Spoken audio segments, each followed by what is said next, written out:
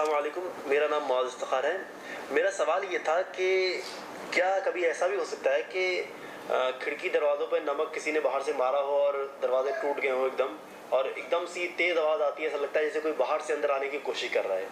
क्या ऐसा मुमकिन है कोई हमारे घर में ज़बरदस्ती घुस सकता है या आ सकता है, या जिसको हम अपने घर से रोकना चाहते हैं वो भी हमारे घर में आ सकता है?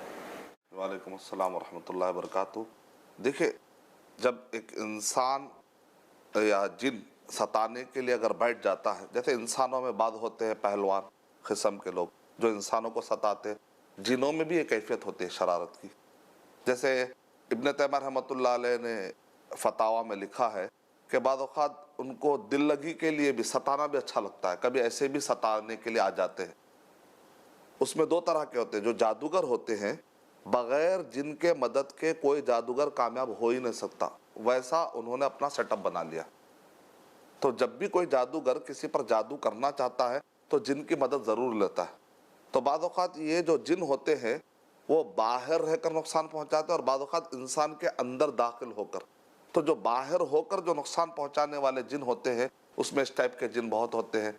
मतलब जाते जाते उन्होंने कुछ चीज़ें ढकल दी, खौफ का माहौल पैदा कर दिया, कुछ ना कुछ किसी को उन्होंने सता दिया।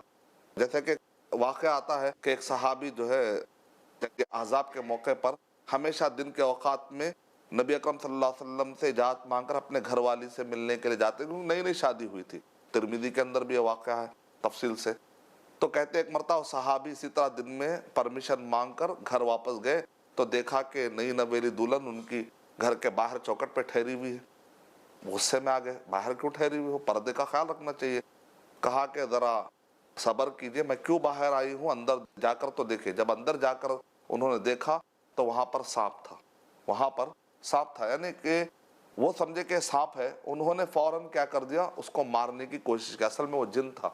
तो उन्होंने तलवार का जब हमला किया तो तलवार जाकर लगी, तलवार जाकर वहाँ पर लगी।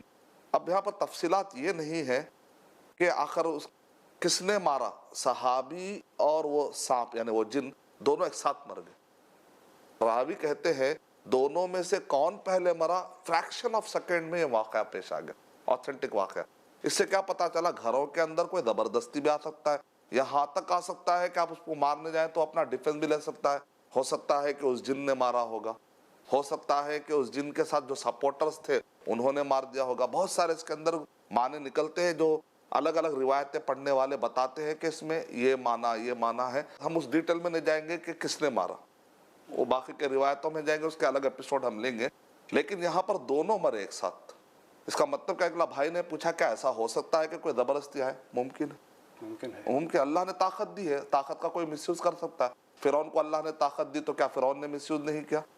जितने डाकू होते हैं, चोर होते हैं, उनको चढ़ने की ताकत दी अल्लाह ने, घरों में घुसने की ताकत दी, लेकिन वो ताकत का मिसयूज़ तो कर रहे हैं ना।